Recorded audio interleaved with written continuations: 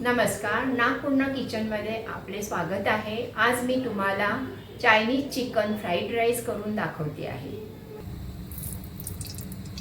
त्यामध्ये 2 पळी तेल घेते आहे। तापल्यानंतर तेल टाकू दे।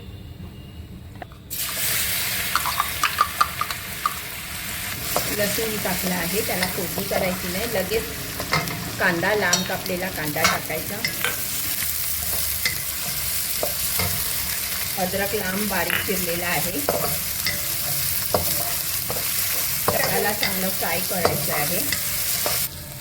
कांदा जळू न देता आपण फ्राय करायचं आहे आणि जरा चायनीज हे आपल्या हाय फ्लेमवरच करावे लागते। चिली फ्लेक्स आणि ब्लॅक पेपर, त्यातच मी हे चिकन सॅलो फ्राय करून घेतले आहे। पेरी पेरी मसाला आणि चिकन चिली मसाला, चिली फ्लेक्सला मी ते मॅरिनेट केले आहे। आता ह्यांच्यामध्ये हा एकजीव करते आहे।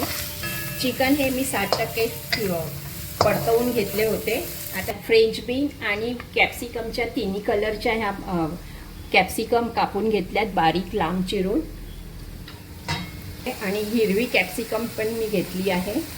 आणि जोडीला हा काय स्प्रिंग ऑनियन हिरवागार आहे, त्यालाही परतून घ्यायचं आहे।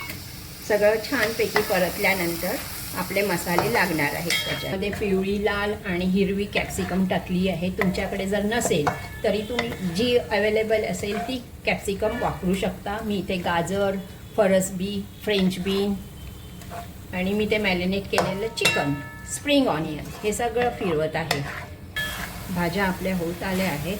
चायनीज डिशचं वैशिष्ट्य म्हणजे याच्यामध्ये अनेक प्रकारच्या भाज्या वापरल्या जातात आणि ती डिश आपल्याला खूपच पौष्टिक असते। हे मी 2 चम्मच विनेगर घेतले आहे। तुमच्याकडे जो विनेगर असेल तो तुम्ही टाकू शकता, पांढरा किंवा ब्राऊन। हे शेजवान केचप आहे।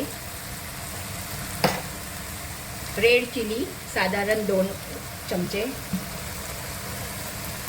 आणि सोया सॉस हा पण साधारण 2 चमचे।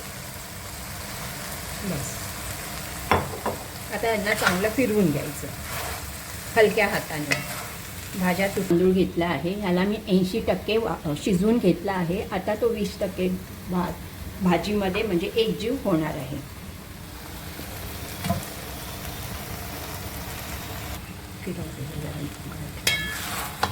त्यांना सगळ्या भाज्या आणि भात तांदूळ एकजीव झाले पाहिजे, त्यावेळेला ते त्याचे स्वादिष्ट होते।